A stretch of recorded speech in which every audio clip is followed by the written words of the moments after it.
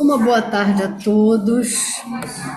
Estamos aqui na Fundação Cultural Avatar para mais um evento de nossa quarta cultural, desta vez com a presença do nosso querido Luiz Renato Valejo, professor da Universidade Federal Fluminense, doutorado lá da Fluminense, e o Renato vai nos trazer um tema muito interessante, não é, Renato? Você quer começar a projetar a sua tela? Luiz, o nosso querido palestrante, Luiz Renato Valejo, biólogo também, né? Biólogo. Nossa, ele é tudo! Ele é tudo, e é uma pessoa muito especial, é um convidado muito importante que vem falar aqui na nossa casa, né? E o seu tema é algo assim muito sério em relação ao momento em que vivemos. Então, professor Renato, a casa é sua, o espaço é seu e vamos ouvi-lo. Bom, em primeiro lugar, boa tarde a todos, os presentes e aqueles que estão à distância, né? Prazer estar aqui, muito obrigado pelo convite. Sempre um prazer estar compartilhando um pouco do que a gente aprende, né? E eu trago para vocês aqui o tema sobre o cérebro e a saúde mental. Eu não sou um especialista no assunto, tá? Eu sou um estudioso de vários assuntos, inclusive, né? Essa questão do cérebro, saúde mental, o que me motivou a falar sobre isso, estudar e falar sobre isso, aconteceu durante a própria pandemia. Tá? Nós estamos ainda sentindo os efeitos, né, desse processo todo, mas a pandemia ela deixou marcas pesadas. Certamente cada um de nós aqui tem uma história para contar, uma história triste, mas na minha avaliação também deixou algumas lições. Tá? Evidentemente que a lição, aquilo que a gente aprende, depende da gente, né? É uma questão muito individual.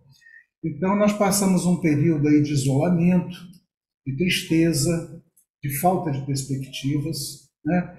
E para muita gente foi muito duro e continua sendo, de certa forma. Para mim também foi, mas eu procurei me adaptar àquela situação e, na verdade, foi um período que eu trabalhei bastante. Foram muitas palestras, muitas atividades, até por conta das circunstâncias, eu precisava fazer alguma coisa, eu precisava me ocupar, tá? Naquela situação. E aí eu procurei estudar muita coisa, transformei esses estudos em palestras, e um tema, né, além desse aqui, foi sobre os hormônios, né, e a saúde das pessoas, e mais recentemente falar sobre o cérebro. Tá?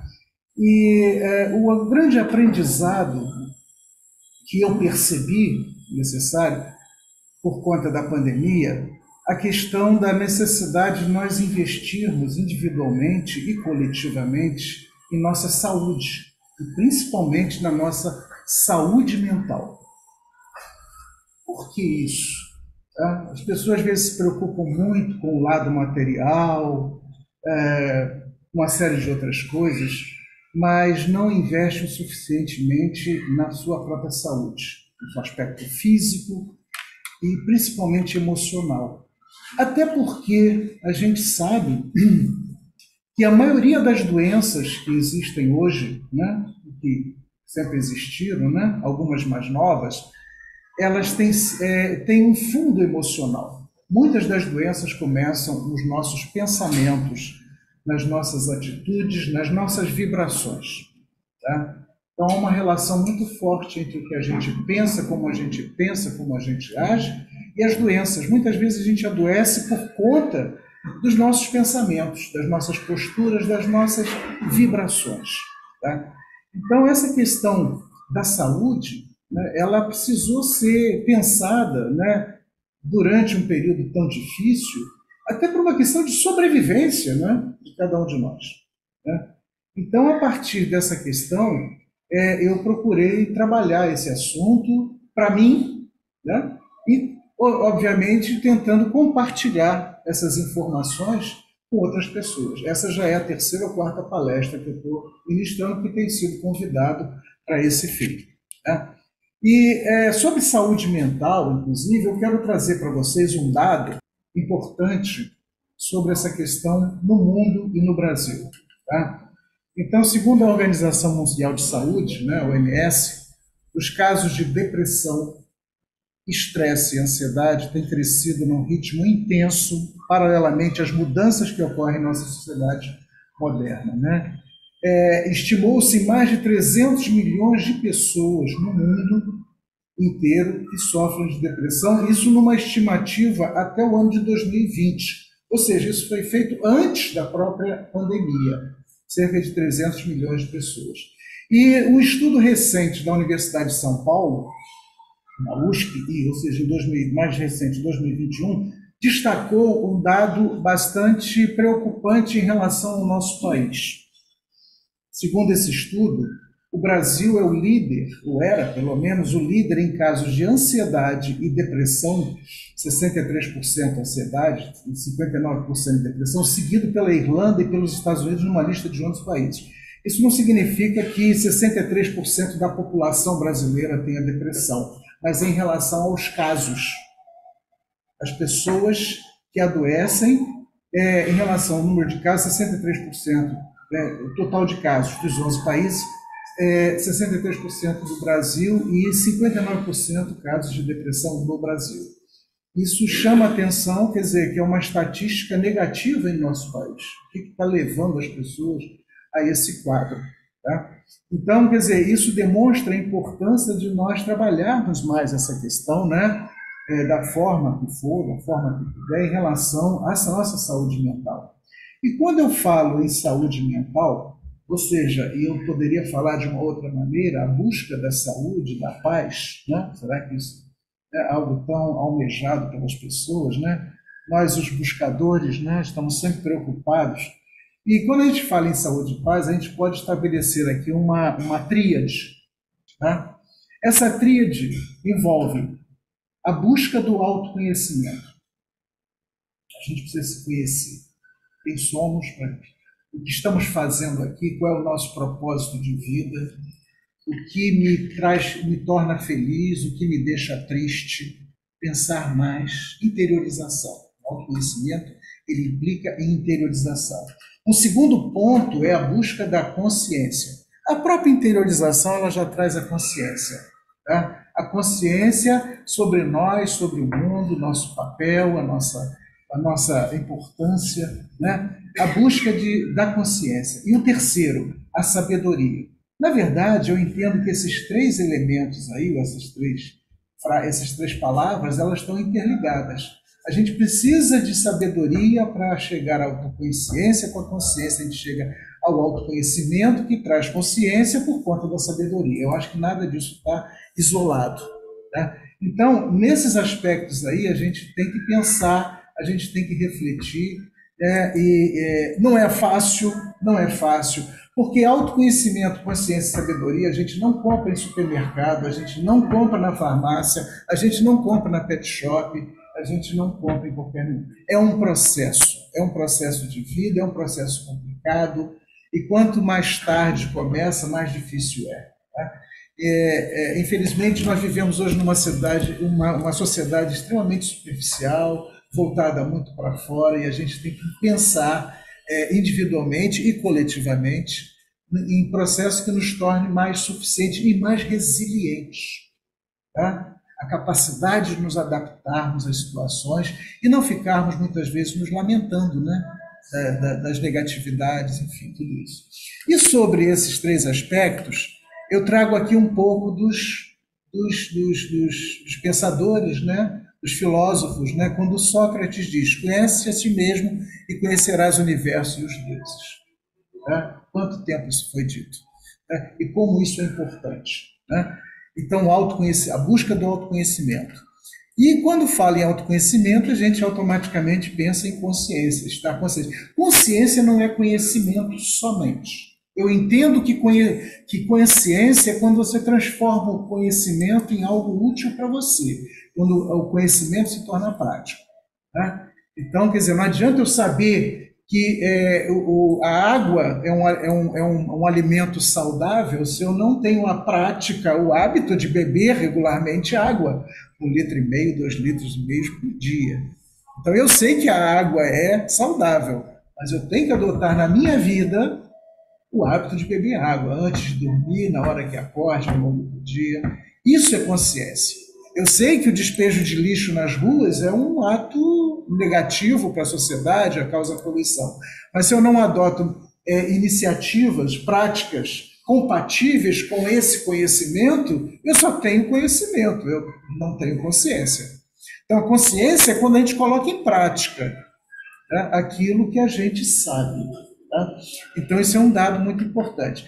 E aí eu trago para vocês, eu estou ainda num processo preliminar, né, de contextualização, o Osho. O Osho, na verdade, é um indiano, um mestre indiano, Ramchandra Chandra Mohan Jain, né, mais fácil falar Osho, né, e que morreu em 1990, chamar de guru, eu não gosto muito dessa expressão, mas um grande mestre, como tantos outros que nós já tivemos aí, como Gandhi, Buda, Cristo, enfim, tantos outros, né? No mundo moderno, né? O Osho, ele fala muito sobre consciência. E uma coisa que ele diz é que nós, em geral, estamos muito adormecidos em relação às nossas potencialidades. Nós temos uma potencialidade, mas nós não usamos essa potencialidade, não conhecemos, a maioria de nós, é claro. E que nós vivemos muito mais no estado de dormência. E nesse caso, ele faz uma analogia, né, uma comparação muito interessante. Eu procurei trazer algumas imagens para facilitar essa explicação. Ele diz que nós somos como barcos, como embarcações na superfície, né, submetidas aos raios, às tempestades, aos ventos, às forças das ondas, das marés, batendo de um lado para outro, nas rochas do litoral, e submetidos a essas forças externas. Essas forças externas que ele fala é a opinião dos outros, o que querem de mim, né?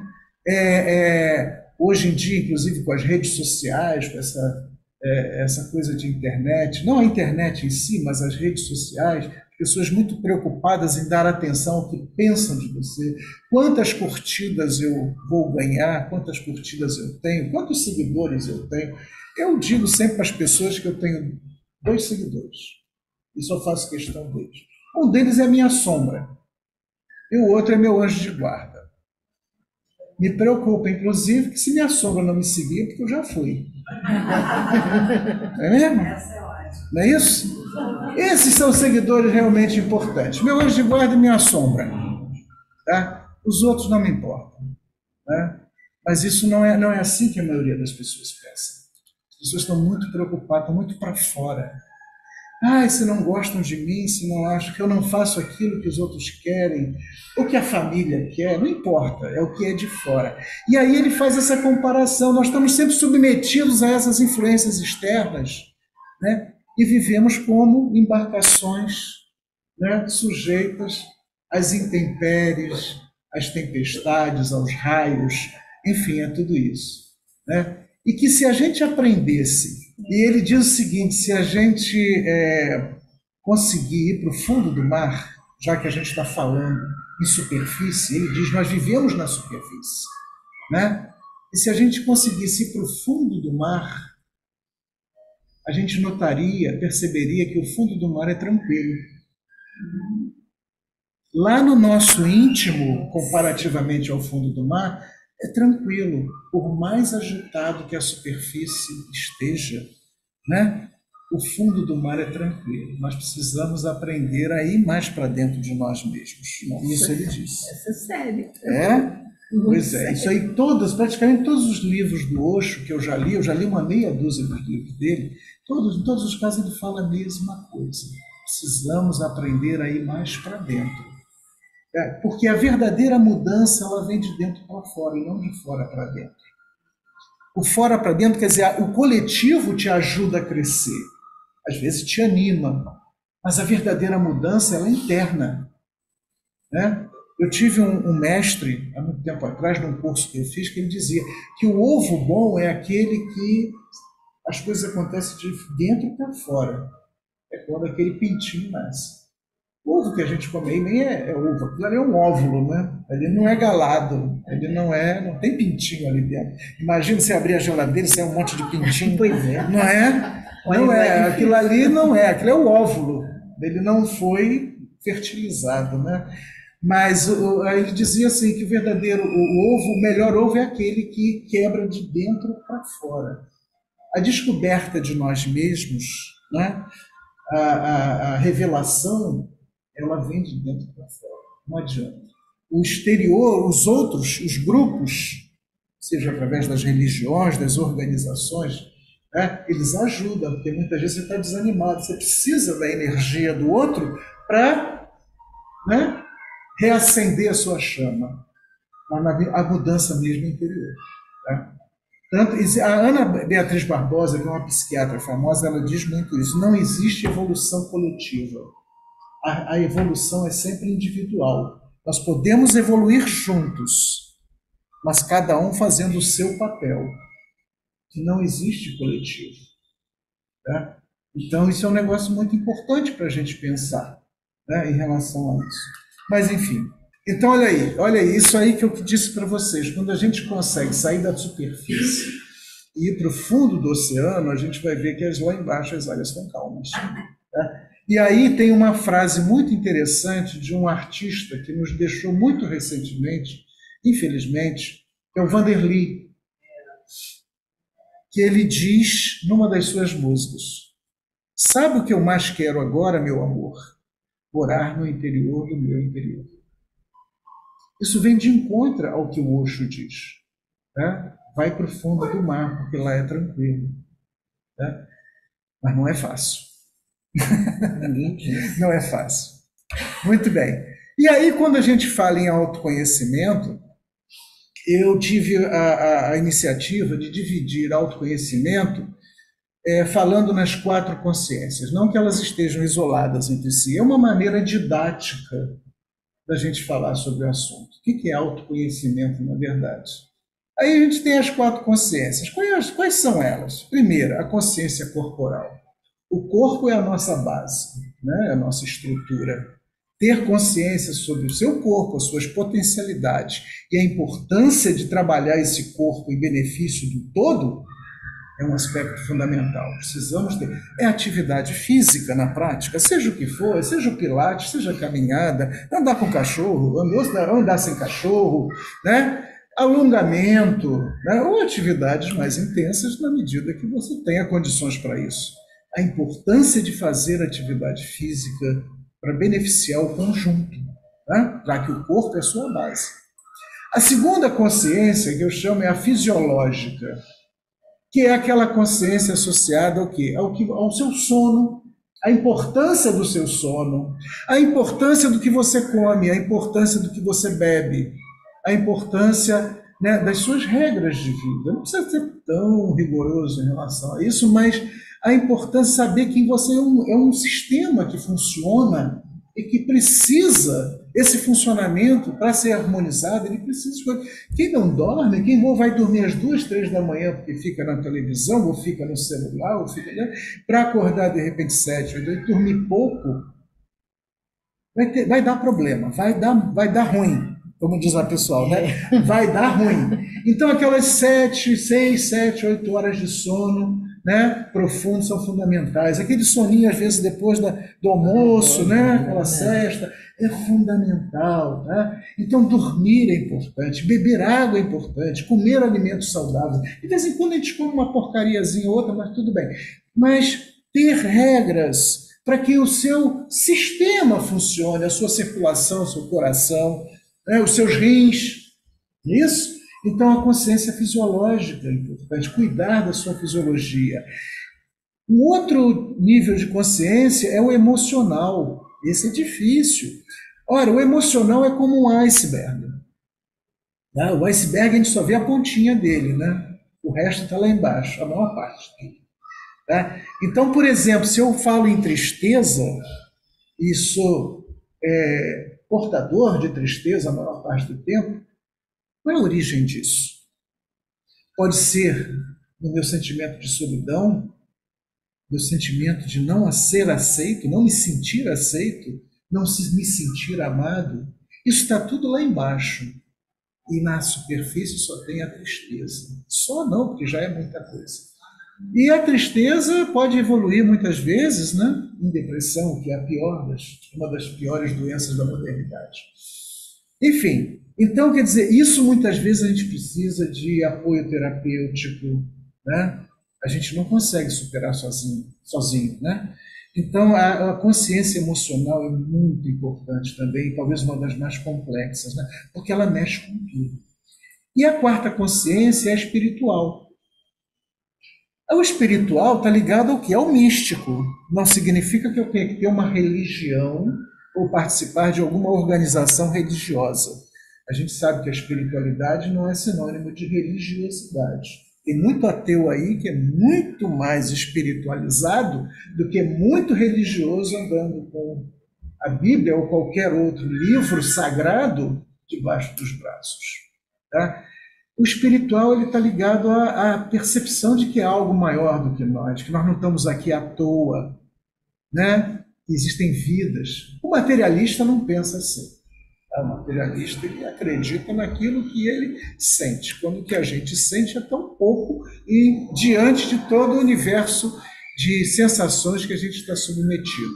Tá? Então, o espiritual também é importante.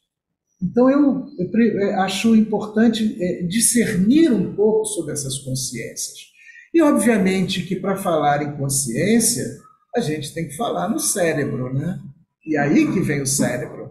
Porque o cérebro é o nosso órgão que, de certa forma, está associado a isso tudo.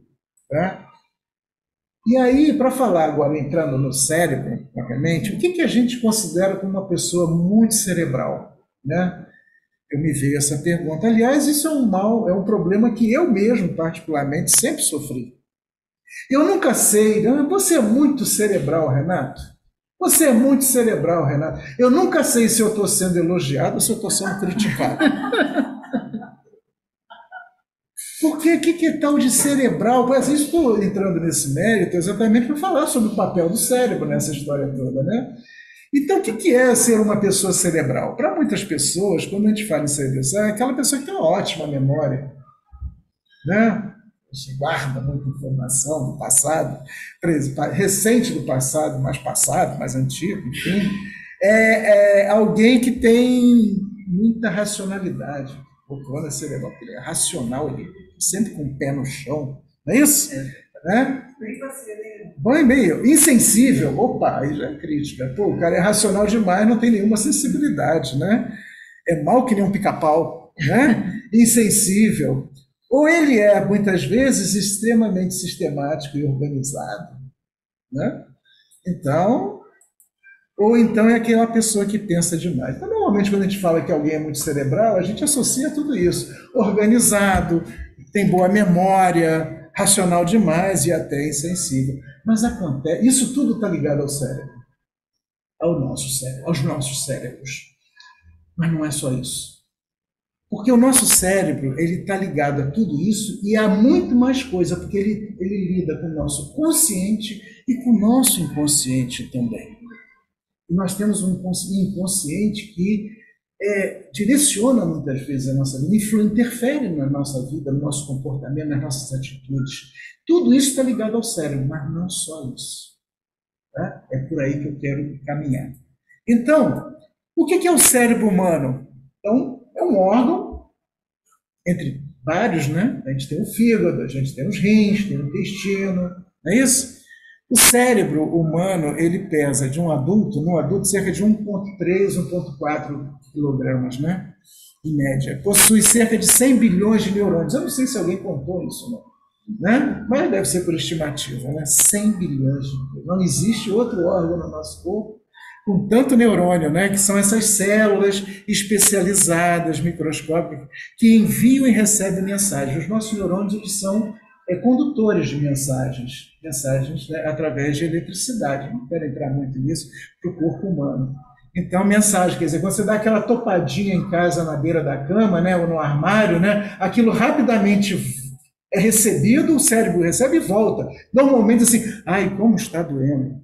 Será que é assim? Não, normalmente é um palavrão bem, né, bem, bem cheio, né? E aquilo é muito rápido, é uma fração de segundo. Olha só, a gente está conectado na pontinha do dedinho do pé, o cérebro, veio a mensagem, voltou, doeu e eu respondo. Tá? Se alguma coisa gelada ou quente, né, se aproxima, eu já. Essa reação aqui é efeito dessa recepção de um estímulo e da percepção que é perigoso, é quente. Opa! Nosso cérebro, ele nos defende. Perigo, opa, ou fujo ou ataco. Então, ele é um órgão fantástico, né? De uma maneira geral, e ele trabalha com esses neurônios, essas células especializadas que levam e trazem informação o tempo todo. Né? Então, ele tem uma importância fundamental. Né? Mas os nossos neurônios, as nossas células nervosas, não estão apenas no cérebro. O cérebro, ele tem a maior parte dos nossos neurônios. Então, o nosso chamado sistema nervoso central, ele tem cerca de 100 bilhões de neurônios, não tem? Mas nós temos um segundo cérebro. Nosso sistema nervoso entérico, não quero ser muito técnico, que tem menos neurônios, apenas 500 milhões. Bobagem. Uma vez eu estava dando palestra, um rapaz, um dos colegas assim, ele ficou assustado. Eu sei por que ele ficou assustado, porque ele achou, né, e ele me confirmou isso. Então a gente pensa com o intestino? Não. Sabe por que ele foi preocupado? Porque ele deve ter pensado assim, então as merdas que eu penso é no intestino. A relação é imediata, né? Quando eu estou pensando merda, é o intestino que está pensando, né? Ele associou uma coisa assim, não, calma, calma. Nossos pensamentos, nossas memórias estão ligados ao nosso sistema nervoso central. Mas o intestino é o nosso segundo cérebro. E é fácil entender por isso. Quando a gente está com fome, quem é que manda a mensagem que tem que comer? É o intestino. É o intestino. A comida passa pelo estômago, começa a digestão, vai para o intestino, e no intestino é que ocorre a absorção dos elementos minerais, né? Para todas as nossas células, para essa circulação. Quando o intestino está vazio, né, quando a coisa está ali, aí você está faltando alimento, então ele manda mensagem lá, isso faz por quê? Através de neurônio, sistema neural, que vai mandar mensagem assim, estou com fome. Manda esse cara comer aí, ou essa cara aí, que eu estou com fome. Não é? Então, essa mensagem vem de onde? Ela é proporcionada pela função dessas células. Outro caso, quer dizer, a fome é uma evidência de que há neurônios no intestino que manda mensagem para o cérebro e come, né? Bebe, né? Outra situação, quando a gente tem aquele piriri brabo, aquele presuntinho que estava fora de validade, que a gente consumiu porque estava com muita fome, e daqui a algumas horas começa aquela revolução. Eu então sou sensível à gordura. 10 minutos depois começa a caramba. E aí vai também. E aí, vou falar nisso. E aí você tem alguma coisa estranha no teu organismo, joga fora. É aquela disenteria, aquela dor de barriga, e por defesa, joga fora. O que acontece? Toda aquela porcaria vai, mas há certas células, há certos micro-organismos que vivem ali também vão embora. Então a gente tem que repor a nossa flora, né, intestinal, né? Então o Yakultzinho, né, para repor e tal. E o que acontece durante esse período que você está muito mal do intestino? Vocês já perceberam o estado de humor que a gente fica? É mau humor mesmo. Por quê? Porque muitas dessas bactérias que vivem ali, elas jogam endorfina também, que é um hormônio da alegria, Então você passa a ter a deficiência. Daí a necessidade de repor essas bactérias, isso leva um tempo. E se esse processo dura muito tempo, você vai ficar vários dias de mau humor, desanimado. O teu intestino está numa situação tal e isso interfere no seu emocional. Quando a gente está com muito medo, o que a gente fala? Frio na barriga. Vou ter que dar uma palestra.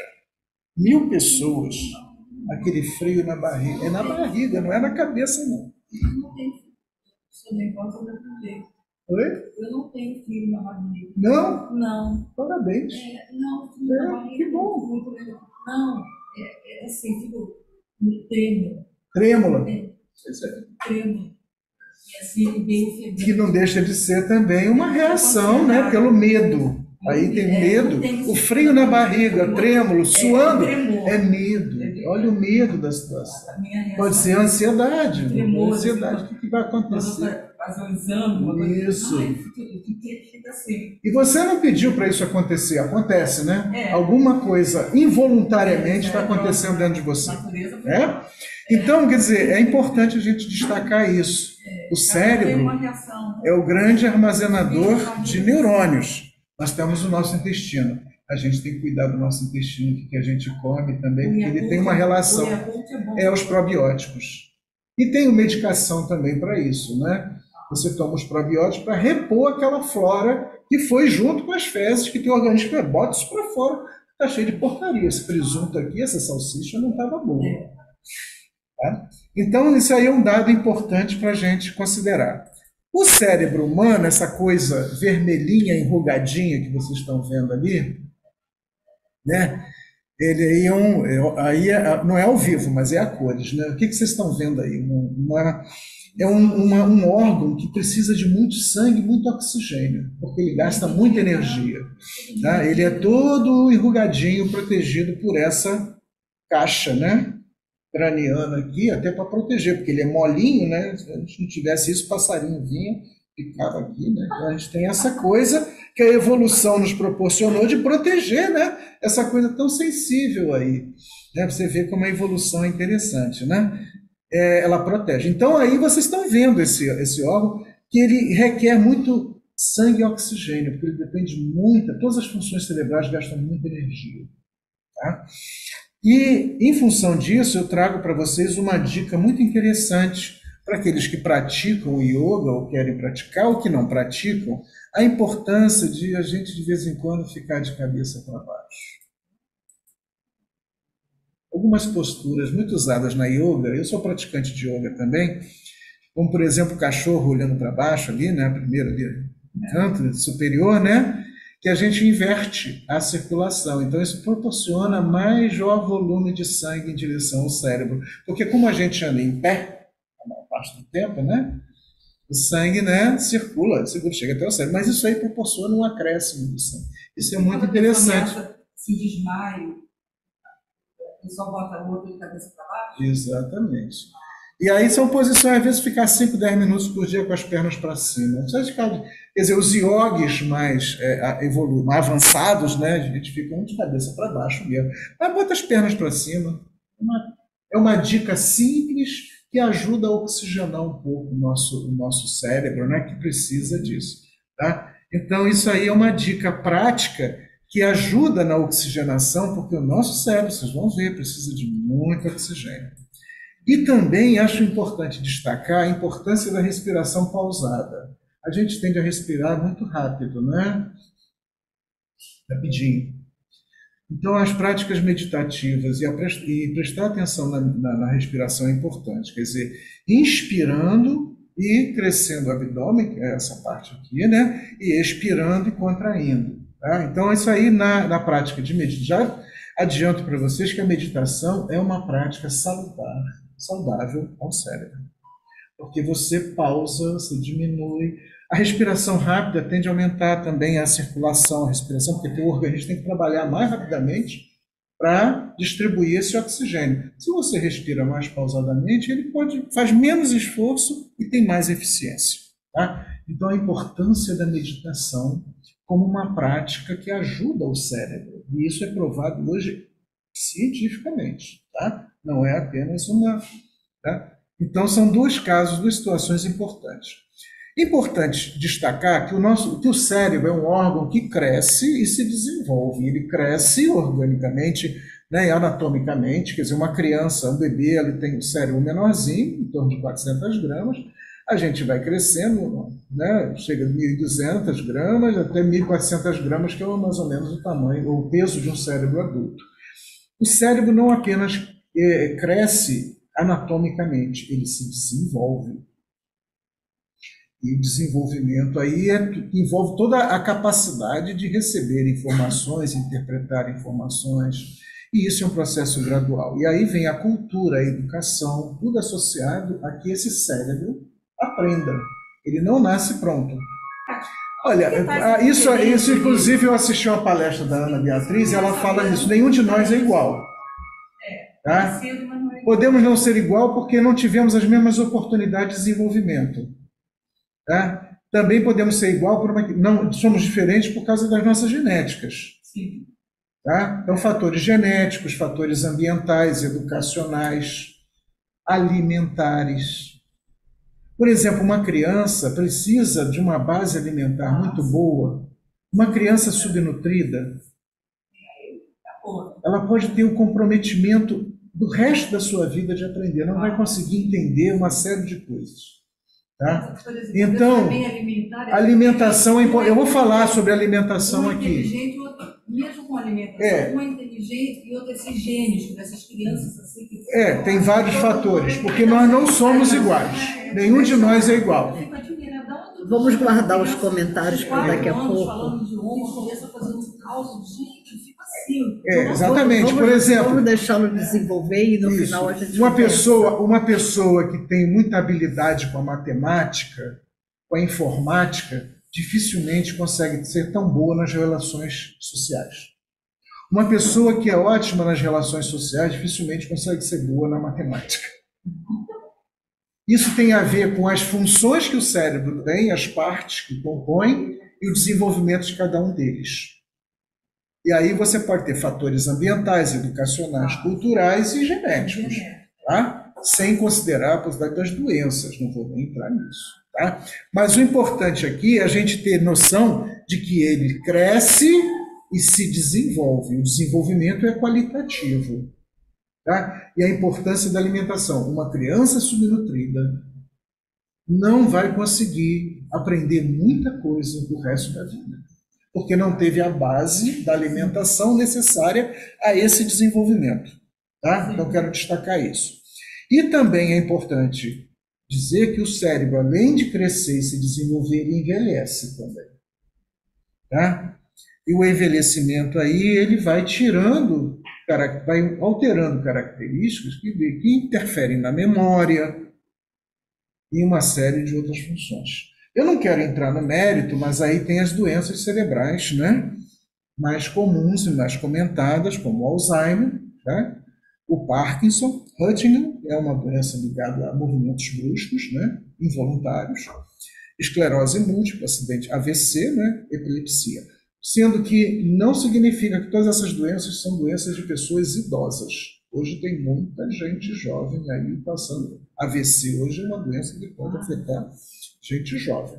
Como o ataque cardíaco, que é uma doença que hoje, 30, 40 anos, tem gente com ataque cardíaco. Então, não quero entrar nisso, mas são as doenças. Tá? Isso aí, por si só, já é um assunto que poderia ser trabalhado com especialistas, enfim. Tá? Algumas são evitáveis, são há prevenção, tá? Outras são mais difíceis. Né? Então, eu vou falar um pouco sobre, inclusive na alimentação, alguns itens que ajudam a prevenir, né? Não só na alimentação, mas em atividade, em exercício. O nosso cérebro precisa de exercício, né? Precisa de cuidados.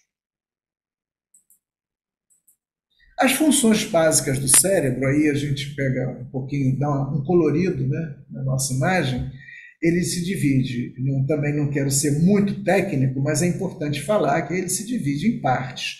E essas partes têm funções: o lobo frontal, parietal, occipital, cerebelo, medula espinhal, lobo temporal. Cada uma delas tem as suas funções, tá? E algumas dessas funções, às vezes, são mais desenvolvidas do que outras, o que leva às diferenças entre as pessoas. Por exemplo, o lobo frontal,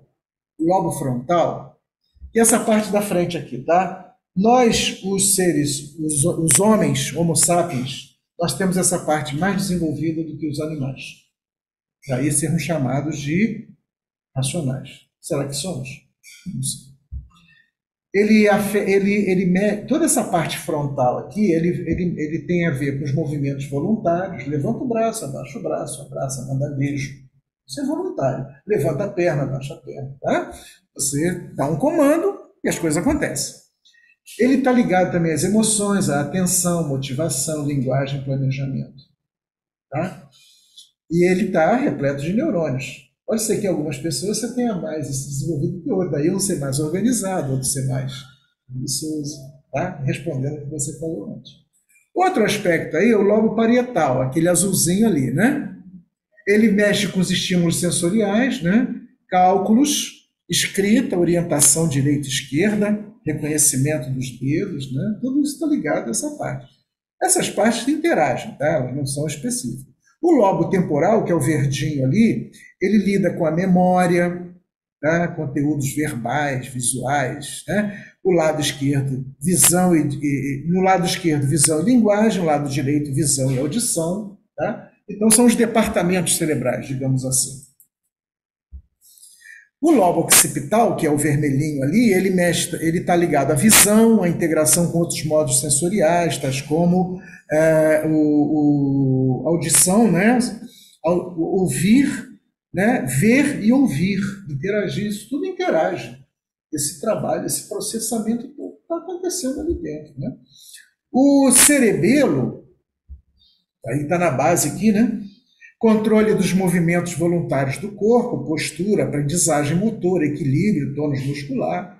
E a medula espinhal, ela possibilita a condução dos impulsos nervosos das regiões corporais, lá do dedinho, né? Dos dedos das mãos, dos pés, né? Até o encéfalo, do corpo até o encéfalo, produzindo os impulsos e coordenando as atividades musculares e reflexos. Então, só para dar uma ideia, né? Quanta coisa está acontecendo ali, os departamentos interagindo e tal. É a neurociência, tá? Muito bem. Mas também devemos destacar outro aspecto. Tem no cérebro, nós temos pequenas estruturas de muita importância, como o hipotálamo, né, que são as glândulas, né? O hipotálamo, por exemplo, ele controla o equilíbrio de várias funções do organismo, como a pressão arterial. Alguém aqui consegue controlar a sua pressão sem medicamento? Qual é a sua pressão? 12 por 8. Quem é que diz que é 12 por 8? Quem é que diz que o teu organismo tem que ser 12 por 8? Ou porque é 13 por 7, ou porque é 21 por 11, né? O que está acontecendo? Alguma coisa está acontecendo você sem a sua intenção, acho que tem um organismo. Isso é involuntário. Então, o hipotálamo, ele mexe com a pressão, com a diurese, temperatura do seu corpo, tá? Uma infecção, por exemplo, né? O que leva a temperatura a aumentar? Isso é defesa. Aumenta a atividade, o cérebro está jogando ali. A sua fome, a sua sede, as emoções, e influência sobre outras glândulas.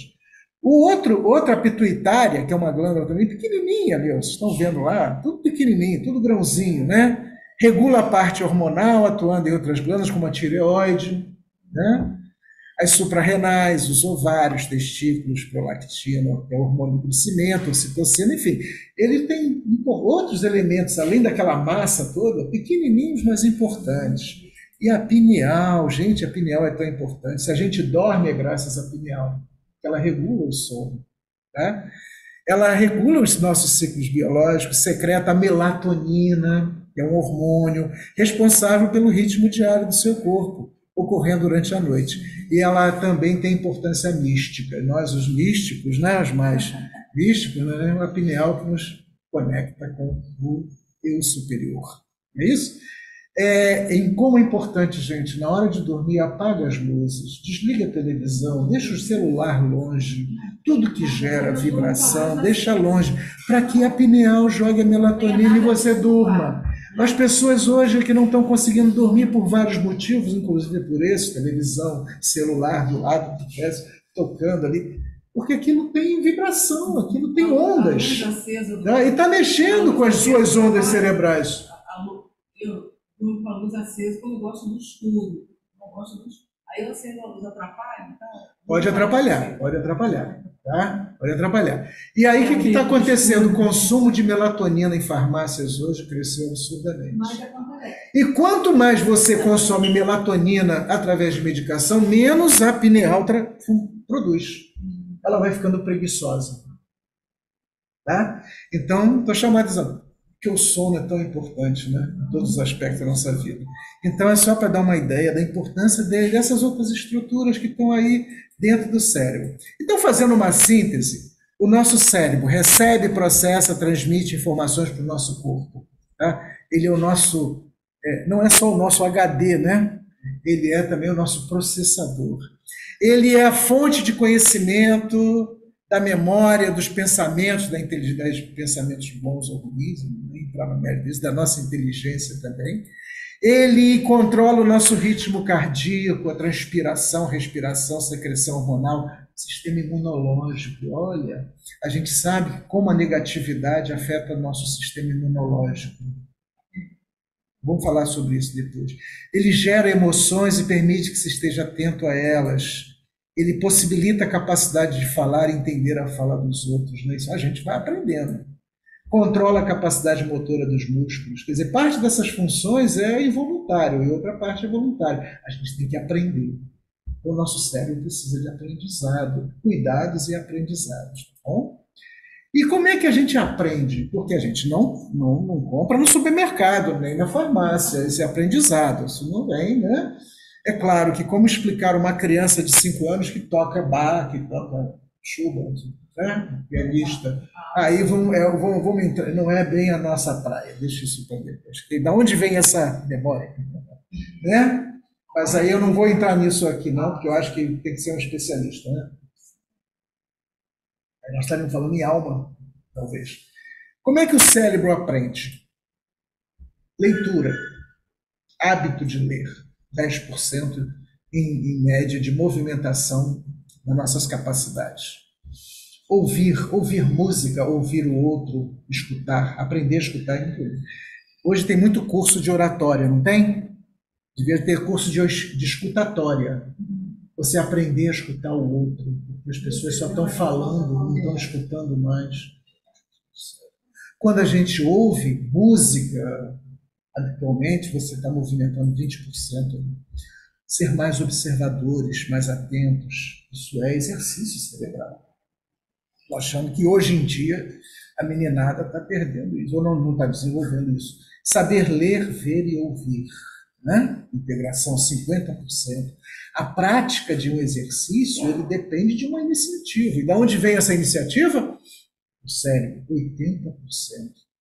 Ai, acordei de manhã, estou com preguiça. Não, vou praticar, vou fazer uma caminhada. Esse ato de levantar, botar o tênis, a roupa e ir, está movimentando aí 80%, está botando em prática.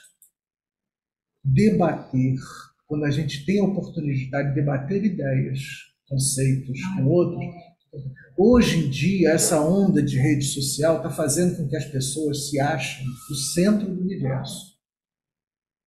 E é tudo ponto de vista. Ninguém tem dono de verdade. Nós temos os nossos pontos de vista. E o meu ponto de vista é produto da minha história. E se eu tiver a vontade de ouvir a história do outro, talvez eu encontre no outro uma melhor percepção das coisas do que a minha. Se eu não debato, gente, uma das coisas mais críticas que eu vejo hoje é esse negócio de influenciador digital. Estou sendo crítico porque quem me conhece sabe que eu sou assim. Influenciador digital, o cara está lá sozinho falando e tem gente adorando aquilo, são os seguidores. Não há debate. Não debate. E às vezes fala besteira, fala mentira, porque não há debate. E o debate ele movimenta cerca de 70% das suas capacidades cerebrais. E, principalmente, ensinar. Quando a gente ensina o que a gente aprende, a gente movimenta muito. Por que a gente dá seminário na escola, na faculdade? O indivíduo leu, estudou, agora fala. Isso é metodológico dentro do processo. Fala sobre o que você aprende. Você nunca mais vai esquecer. Eu não esqueço os seminários que eu dei lá na faculdade, há anos, há décadas atrás. O ensinar, ele movimenta cerca de 95% do seu cérebro. Tá? Olha como é importante isso. Tá? Muito bem. O que é saudável ao cérebro? Vamos falar um pouquinho de alimentação? Tá, vamos lá. Tem tanta coisa importante que a gente não come, né? E que é importante para o cérebro. Vamos ver lá. Um por um. Ovos. Rico em vitamina B6 e B12, ácido fólico e colina. Com essa deficiência de ácido fólico que o ovo tem, pode influenciar a demência em idosos. O ovo já foi um vilão, né? Hoje em dia, coma ovo. Aliás, a minha geladeira está sempre vazia, mas sempre tem ovo. O mirtilo é uma frutinha, eu mesmo não conheço muito bem, acho que em pouco lugar, acho que Hortifruti vende isso aí. Ele reduz os sintomas de envelhecimento, tais como a doença de Alzheimer e a demência. Ajuda na aprendizagem, habilidades motoras, cognição, na tomada de decisões e memorização. Então, é uma frutinha. Eu não conheço, tá? Mas a melhor alternativa para quem não conhece é essa aqui, o abacate. Ah, abacate tem muita gordura, gordura boa. É só não comer demais, tudo demais faz mal. O abacate tem praticamente as mesmas propriedades do mirtilo. Tá? E mais barato. Eu acredito, porque eu não como mirtilo, dizem que é caro. Eu acho que o mirtilo é importado, né? Então, olha o abacate aí. O abacate a gente encontra todo dia, toda hora. Brócolis. Contém vitamina K, ácido fólico e magnésio, melhorando as funções cognitivas e cerebrais, ampliando a capacidade de raciocinar, memorizar e concentrar. Aí lembra da propaganda do garotinho? Mãe, compra brócolis, brócolis, brócolis, brócolis. É inesquecível. Então, né? Brócolis. Azeite de oliva ajuda, né? O azeite não misturado, não é aquela mistura com óleo de soja, tá? Ajuda na capacidade de aprender e potencializa a memória. Evite aquecer o azeite, tá? Ele perde muitas propriedades. Puro mesmo. Ômega 3 contém ácidos graxos essenciais para o bom funcionamento do cérebro e a diminuição dos riscos de doenças degenerativas. Aí você tem os frutos do mar, salmão. O ômega 3 você pode, hoje vende em farmácia também, mas evidentemente que a gente tem que tomar certos cuidados, né? Mas a alimentação com frutos do mar, né?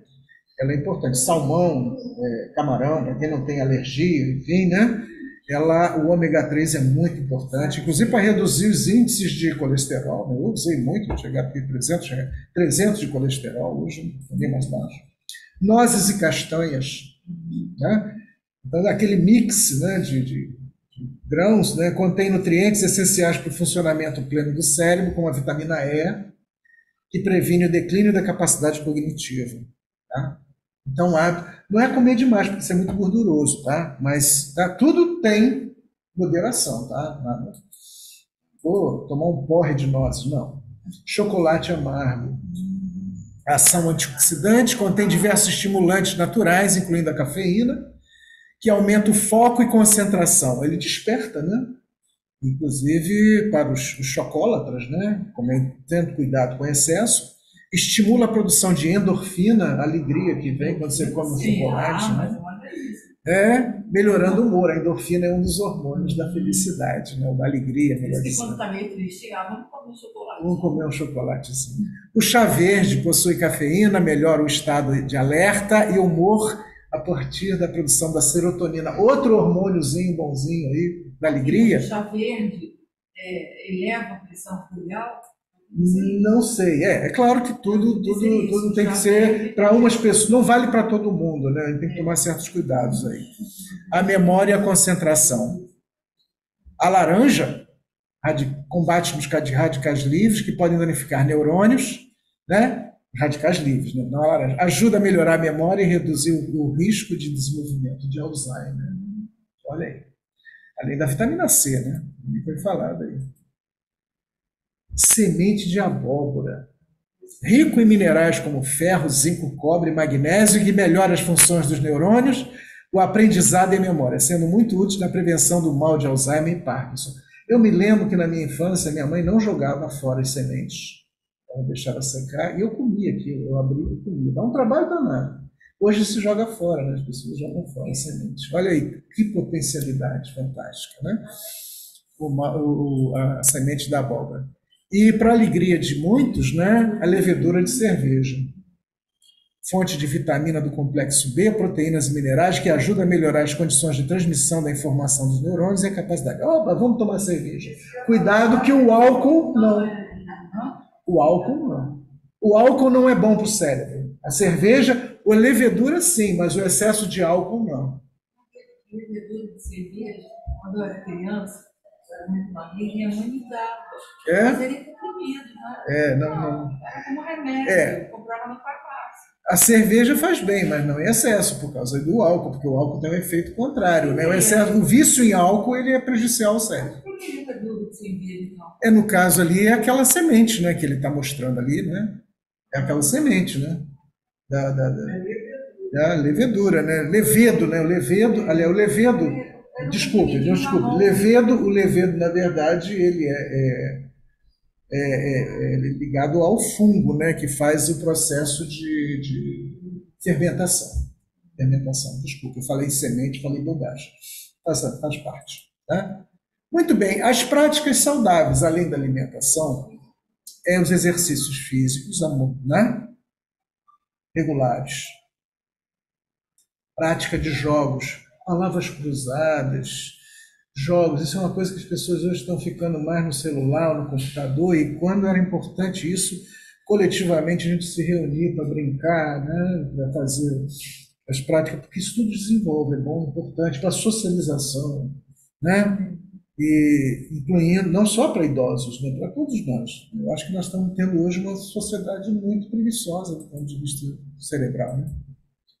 A meditação, o isolamento da meditação, conhecimento, interiorize-se mais, né? O sono, durma e acorde bem, né? Número suficiente de horas para fazer. O cérebro precisa desse ritmo, né, de repouso. Leia, escute e interprete. Tudo isso é exercício do cérebro. Tá?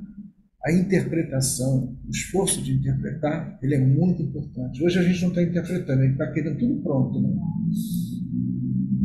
Saia da caixinha, a rotina não é boa para o cérebro.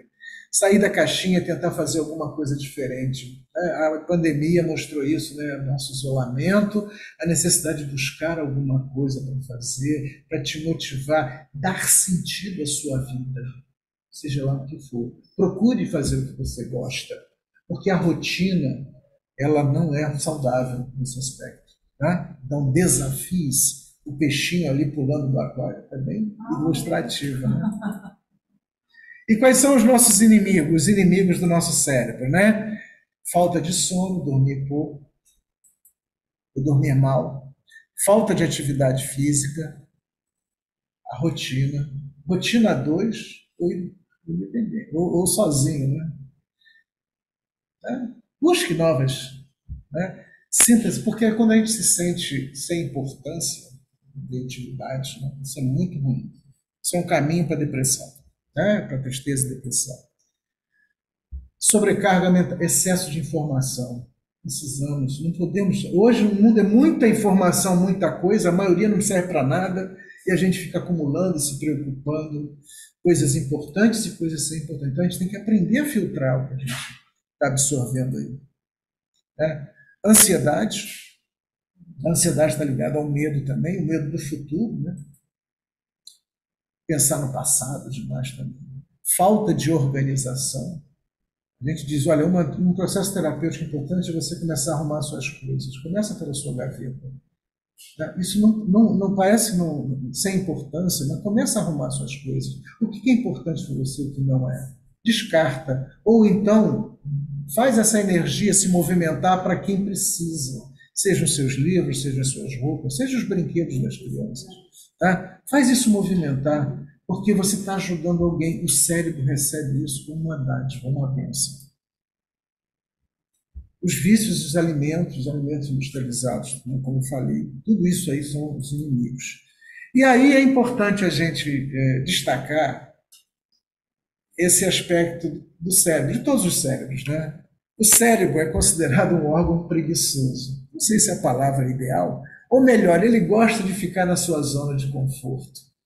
Ele gosta muitas vezes de procrastinar, empurrar com a barriga, né? Então, essa expressão está ligada, muitas vezes, àquela dificuldade que a gente tem em fazer alguma coisa que a gente não está habituado a fazer, como, por exemplo, começar uma boa leitura. O início é sempre mais difícil, mas depois fica mais fácil. Mas aquela preguiça inicial, aquela procrastinação, você fica arrumando coisas para fazer, para não fazer aquilo que você poderia estar fazendo, isso aí é uma manifestação dessa preguiça. Por quê? Porque tudo que o cérebro faz gasta energia. Então, para você sair de um nível de energia para outro, você tem que dar um pulo. Ele não quer dar esse pulo. Tá? A dificuldade, muitas vezes, de dormir, claro, você pode ter razões aí orgânicas também, né? A testosterona baixa, a vitamina B baixa, você pode ter outros fatores aí, né? A preguiça ou o cansaço, né? Mas eu estou falando da preguiça, de não querer fazer, né, certas coisas, inclusive as atividades físicas. Então, ele tem essa característica que a gente tem que saber que tem que superar. O que diferencia muito uma pessoa da outra, em geral, é a sua insistência, a sua capacidade de insistir, né, de perseverar. Isso é um fator de diferenciação. Insiste, né? Então, e muitas pessoas às vezes desistem muito cedo, porque é preguiçoso. Procura fazer aquilo que é mais fácil. Começa pelo mais fácil, tentando mais difícil, mas é importante, tá? E aí a gente entra um pouco nesse debate sobre a modernidade e a dependência digital. Eu acho essa imagem aí muito significativa. Internet na veia, rede social na veia, né? Twitter, Facebook, Instagram, tudo bem, isso tudo tem a sua importância, mas quando a gente é escravo disso, é que o bicho pega, porque vira um vício, né? E eu acho que a pandemia estimulou ainda mais isso, porque a distância nos fez ficar mais remotamente, né? Mas o problema é que essa questão que a gente vê hoje é as pessoas muito desligadas e muito concentradas nos seus aparelhinhos, né? E isso tem gerado uma certa dependência digital, né? Que nos torna cada vez mais tecnológicos e também preguiçosos sob certos aspectos, né? E isso pode estar afetando também as nossas relações sociais, né? Eu tenho uma foto de uma palestra que eu já dei, que aparece uma família numa sala e uma senhorinha que recebeu a família e foi visitá-la. E todos, cada um no seu celular, e ela olhando para todo mundo, e ninguém olhava para ela. E ela continuava sozinha, né? Você vai num restaurante, né, 10 pessoas, cada um no seu celular. Às vezes estão conversando entre si, mas ninguém separa, deixa o seu celular de lado. Né? Essa conexão constante, né? E aí, no outro dia, eu vi uma iniciativa muito interessante. Um grupo foi num restaurante e estabeleceu uma regra. Pegou uma bandeja e todo mundo que sentasse ali tinha que botar seu celular naquela bandeja, né? E aí, sentaram em torno da mesa, né, para conversar, para comer. A regra era o seguinte: quem pegasse o celular primeiro ia pagar a conta de todo mundo. Resolvido o problema, pegou. Né? Porque se trocasse, Evidentemente que tocou ali a notificação, é o meu. Imagina como o desespero das pessoas ali, porque isso se torna um vício, eu vou falar sobre ele daqui a pouco. Então isso é muito sério, gente. E essa questão hoje está sendo estudada. E já tem nome, endereço, telefone, CPF. Chama-se nomofobia. Isso é um mal, a fobia, né? A fobia é um medo, né? Mas medo de quê? De ficar sem internet, sem rede social ou sem um aparelho de acesso. Isso tem sido um problema que já vem sendo estudado. É o medo irracional de perder ou não ter acesso ao seu smartphone ou mesmo à internet, de não ter conexão alguma com o mundo. E os sintomas da nomofobia, eles se materializam através de desatenção e abstinência, sentimentos de, né, ansiedade, tédio e depressão, distúrbios do sono, riscos de acidentes, incapacidade de contemplação, você não consegue fazer nada sem fotografar, tudo tem que ter o diabo do celular, do smartphone para documentar, né? A maioria das fotos ficam guardadas lá, acumulando na memória, para você no futuro comprar um celular com mais memória e guardar mais coisas que não serve para nada, né? Então a gente está usando pouco esse chip aqui, e usando muito o outro chip, né? Então, isso, infelizmente, gente, isso está acontecendo com jovens, cada vez mais jovens. É um absurdo, entendo eu, que você dê a uma criança de 2, 3 anos um celular para funcionar como babá eletrônica. Porque você está acostumando ela desde cedo a ter aquela atenção e não se concentrar em outras coisas. A recomendação médica, em alguns países, chega a falar sobre o mínimo de 9 anos antes de dar um celular para uma criança. Tá? Outros países falam em 5 anos, mas nunca antes disso. Tá? Eu tive a oportunidade de trabalhar no CVV, no Centro de Valorização da Vida, como voluntário durante a pandemia, precisava me ocupar, e me chamou a atenção a quantidade de jovens que muito cedo, 12, 13, 14 anos, já estão com problemas em relação a essa questão de rede social, tá? Ansiedade, tudo mais. Enfim, então é um problema muito sério. E sobre isso, sobre os hábitos, assim, deixa eu mostrar para vocês aqui. Esse vídeo é rapidinho, são cenas reais, tá?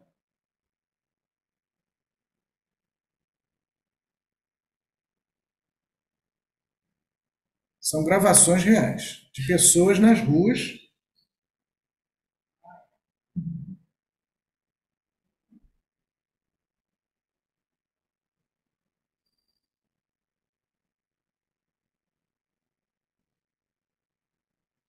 É uma propaganda em relação a dirigir com o celular. Isso aí foi gravado mesmo. A pessoa sofreu um acidente porque estava manipulando o celular e isso tudo foi gravado. Tá? Então, esse problema da desatenção, tá? Na rua, os acidentes, enfim, muitas situações aí que estão acometendo as pessoas. Então, um dado importante para vocês é o seguinte: há uma psiquiatra que tem estudado isso no Brasil, uma especialista em dependência digital. Então, o meio digital ele está se caracterizando como uma dependência, como uma droga. Ela é da Universidade Federal de Minas Gerais. Ela tem estudado vício em smartphones causado por conta de um tipo de recompensa rápida. Aquela notificação, aquilo que chega, quem quer falar comigo, quem está me procurando, enfim, gerado pelas mensagens em geral. O cérebro deixa de treinar na concentração por um tempo maior. As pessoas não estão conseguindo ficar muito tempo concentradas na leitura de um texto, por exemplo, né? Tem que ser tudo rápido, tem que ser tudo tic-tac, tudo rápido. Então não consegue sentar e pegar um livro e ler, por exemplo, as páginas, passando as páginas, está ficando cada vez mais difícil. Porque é um hábito. Você lê um livro de 10, 20, 30, 50, 1000 páginas, é um hábito. Tá? Se você não cria esse hábito, ele não vai acontecer. As pessoas vão em busca desses estímulos rápidos que geram prazer para se livrar de sentimentos ruins ou para ter pequenos prazeres ao longo do dia, disse a médica psiquiatra. Então, o que ela falou? Como é que ela entendeu isso? Que quando você está acessando o smartphone, isso tem um efeito cerebral numa área chamada mesencéfalo, né, que é ativada pelas mensagens, e isso produz a dopamina, que é um hormônio de satisfação, de alegria. Então, aquele hábito, né, isso gera um mecanismo cerebral, produz dopamina, e toda vez que você acessar, vai produzir dopamina. Então, gera um vício. O vício gerado pelo próprio cérebro em função do estímulo do celular, do smartphone. Né? e ver quanto mais cedo isso acontece em relação à criança, principalmente em cérebros em formação, em desenvolvimento, piores serão os hábitos, serão adultos, né? Desligados, né? E só conectados com isso. Então, eu acho que isso está gerando, no meu entender, desumanização. A semana passada eu tive um problema com uma empresa porque eu não conseguia ser atendido por pessoas, só eletrônico. E manda, e manda, e manda. Foram muitas tentativas até conseguir o que eu queria, mas nenhuma pessoa me atendeu. Chato isso, né? A gente é meio da antiga, né? Com certeza. Agora, a gente tem que ter clareza também que a partir desse cérebro que pode adquirir vícios, problemas, doenças, ele tem uma potencialidade maior. Tá? E a gente tem que ter clareza de que o mundo interior, aquilo que a gente constrói mentalmente, vai afetar o nosso exterior. É como a gente vibra. E nesse processo, muitos mestres ao longo da história, Lao Tzu, Edison, Greg Braden, Carl Jung, Joseph Campbell, Buda, Ken Wilber, Louis Hay, Dalai Lama, Yogananda, Dr. Wayne Dyer, alguns mais antigos, outros mais recentes, todos eles disseram a mesma coisa. O que eles disseram? Né? Que você tem que investir no seu mundo interior para melhorar o seu mundo exterior, aproveitando essas potencialidades do nosso cérebro, muito mal aproveitadas. E essa figura é muito carismática, emblemática, porque ela demonstra que a partir de nós você pode vibrar, enviando mensagens positivas. Eu sou reikiano também, então a gente trabalha muitas vezes, né, mandando vibrações positivas a pessoas adoecidas, enfim. Então, tudo isso é muito importante. E essa potencialidade não pode ser ignorada. Tá? Então, por exemplo, a gente precisa contemplar mais, olhar mais, esse exercício cerebral. Né? A beleza das paisagens, a beleza das flores, a beleza da natureza, tudo isso tem que ser contemplado. Depois faz o selfie. Tá? Ajude sempre Chico Xavier aí como referência, porque ajudar ela gera hormônios de satisfação quando você sente que ajudou alguém. Você deu aquela roupa usada, aquele livro antigo que está guardado lá para alguém, que vai servir para alguém. Né? Qualquer forma de ajuda, por mais simples que seja, ela gera um evento cerebral que te traz alegria. Involuntariamente. Faz. Né? Ajuda. Musique-se, ouça música. A minha próxima palestra é sobre música, está sabendo? Então, eu fui fundo aí também nessa questão de como a música é importante, como vibração. Não toda a música e não em todas as circunstâncias, né? Mas ela é importante porque exercita a audição, mexe com a emoção, a música que te eleva, pode te derrubar também, te eleva, te torna mais feliz num momento difícil. Né? Na história bíblica dizem que Davi, que se tornou rei, ele tocava a harpa para o rei, não me lembro o nome do rei, e que tinha acessos de loucura e de ira. Ele tocava a harpa e o rei acalmava. Então, isso na história da humanidade sempre foi usado. Né? Então, musique-se, ouça mais música, né? Abrace mais, dopamina, ocitocina, se não me engano. Isso aí é porque quando a gente é abraçado ou abraça, vem a sensação de acolhimento. O cérebro reconhece isso e, pumba, joga as dopaminas lá. Opa, É bom, não é? Isso é coisa boa. Né? Seja grato pela sua vida. Agradeça sempre. Isso aí, essa contribuição minha, para de reclamar, cacete. Como as pessoas reclamam, né? Porque às vezes até as coisas negativas que acontecem na nossa vida têm um sentido.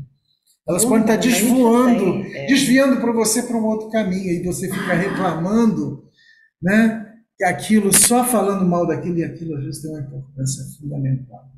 É uma janela que fecha, uma porta que fecha, uma janela que abre.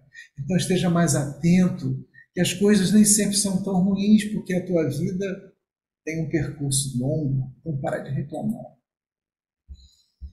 Tenta pensar menos, a vida doce é não pensar em nada. Em nada também. Aí o Nietzsche, né? O Nietzsche era meio doidão, né? Então ele não é pensar em nada, é pensar menos, né?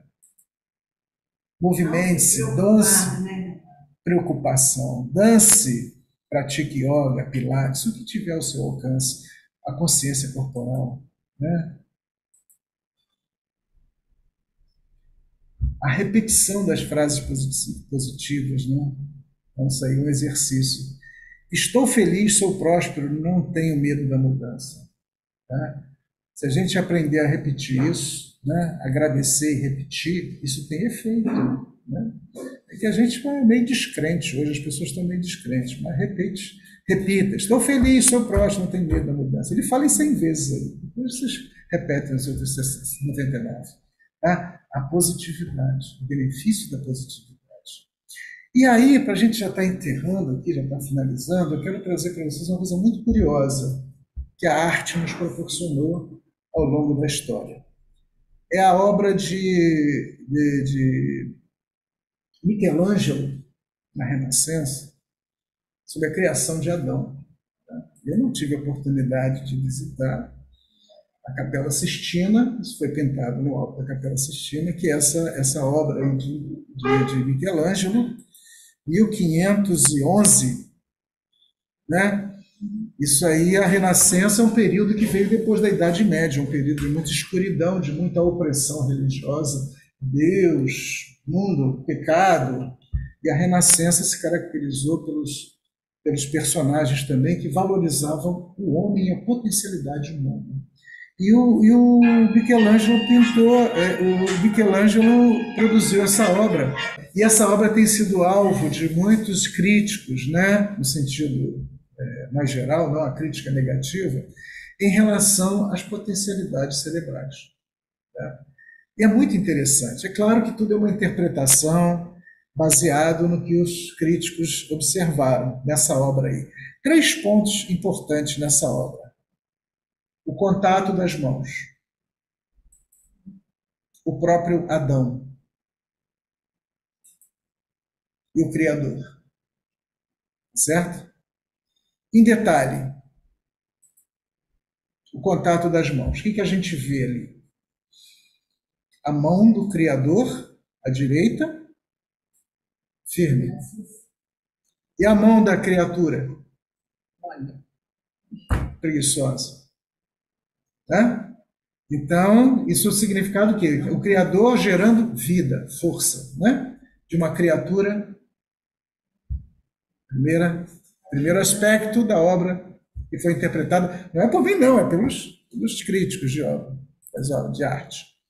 A segunda, Michelangelo tinha uma adoração por corpos masculinos, tanto que ele não apenas pintou, ele também era escultor. E todas as obras dele eram sempre muito musculoso. Mas a gente vê um Adão aí, muito musculoso, um saradão, né? Mas preguiçoso. Preguiçoso. Né? Assim, parece que está acordando, né, de um sono profundo. Né? Inclusive, tem um detalhe ali embaixo dele, alguém está roubando alguma coisa dele, olha lá. Não vou nem entrar no mérito disso, que eu também. Está vendo aí, tem uma mão ali roubando alguma coisa dele, debaixo dele ali? Né? É que ele está desatento. Não é isso? Essa é uma interpretação. Está ele ali muito relaxado, tranquilão, apesar de forte, né, musculoso, mas isso é uma característica do artista.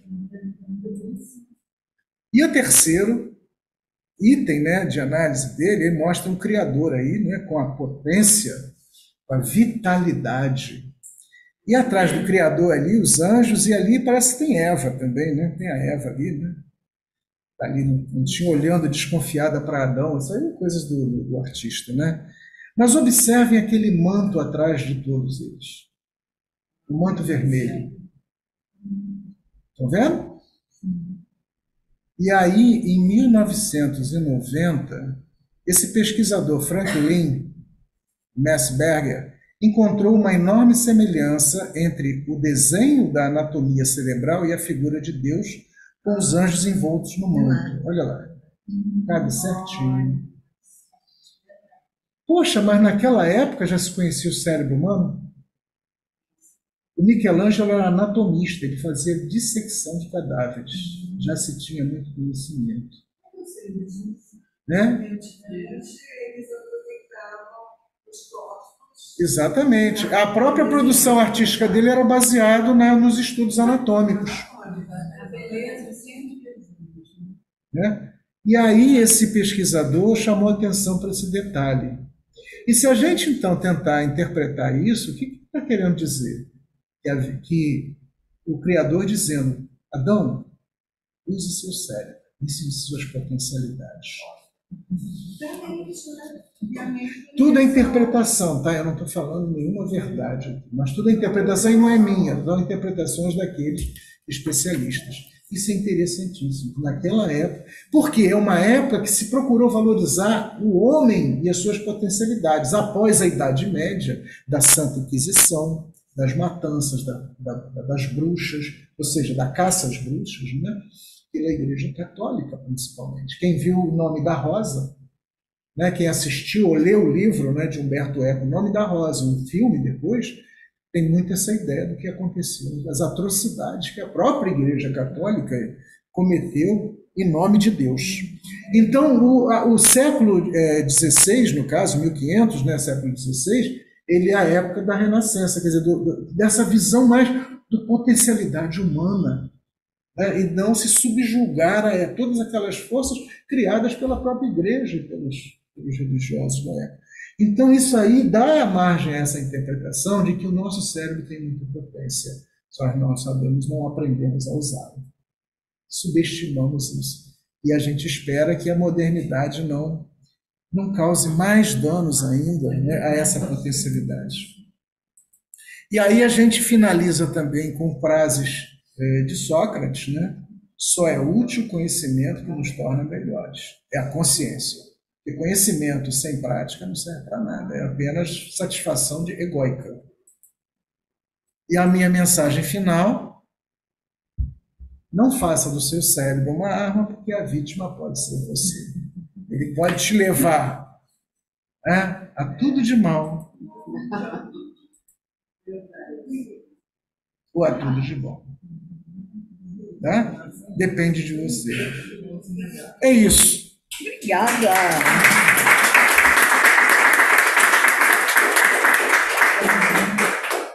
Muito obrigada, professor Renato.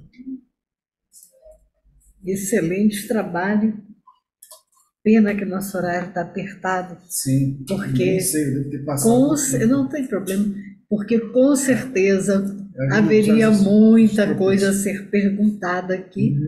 A Audileia levantou a mãozinha ali. Audileia, eu vou liberar para você, porque você é a Audileia, mas a gente está correndo contra o tempo. Audileia, por favor, abre seu microfone. Eu vou ser rápida. Toda a palestra dele, inclusive quando ele cita o celular, o Saramago disse que o homem está voltando à época do mito da caverna, né, de Platão. Ele olha as imagens e acredita que seja realidade. Muito pertinente essa observação. Concordo. Nós estamos cada vez mais acreditando nas sombras. Muito obrigada a todos, então. Obrigada a vocês que estavam aqui presentes conosco, né? E essa grata satisfação. Estou sempre à disposição, naquilo que tiver ao meu alcance. É um prazer, porque eu aprendo. Eu não estou fazendo nada por vocês, não, estou falando por mim. Sem querer ser antipático, né? Mas é uma maneira da gente aprender, ensinar, né? Compartilhar. Né? Isso é para. Exatamente. E eu fiz isso durante 42 anos e continuo fazendo ainda. Eu tenho ainda vínculo com a universidade, com os cursos de pós-graduação, e é um prazer enorme isso. Claro, não precisar. Como eu disse, eu não sou especialista no assunto, mas a gente estuda, aprende, cresce e contribui para o crescimento dos outros também. Eu quero te contar que aqui no nosso grupo temos uma nutróloga, uma médica. Pois é, eu soube. Atenta ali. Mas eu sou abusado. Mesmo não sendo especialista, eu sou abusado. Se eu falar alguma besteira, é porque com os erros que a gente aprende mais. Com certeza, é muito especial. Não ter medo de errar é fundamental.